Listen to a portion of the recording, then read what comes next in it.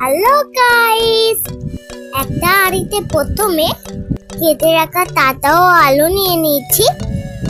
তার উপরে হলুদ গুঁড়ো, নুন, হাফ কাপ তেল, 1 চামচ গুঁড়ো লঙ্কা, 1 চামচ ঘি, পরিমাণ মতন কাসুন্দি দিয়ে ভালোভাবে মাখিয়ে নেব।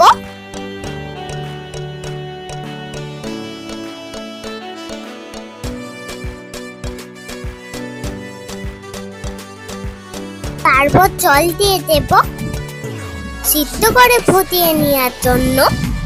গ্যাসের ওপর বসিয়ে দেব। তারপর একটা কড়াই তেল ঢেলে দেব।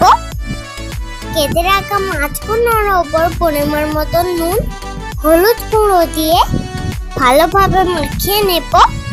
তারপর তেলটা গরম হয়ে গেলে গরম তেলে মাখিয়ে রাখা মাছগুলোকে এক এক করে দিয়ে দেব।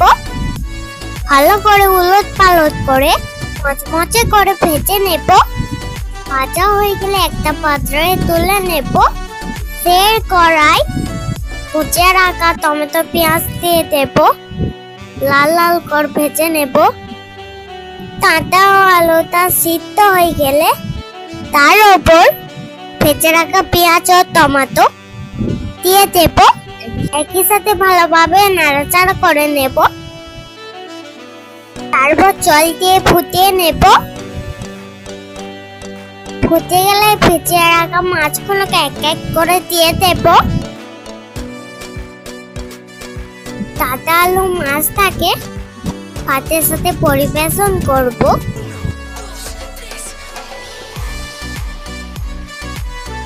কাঁটা আলু মাছটা খেতে অসাধারণ হয়েছিল।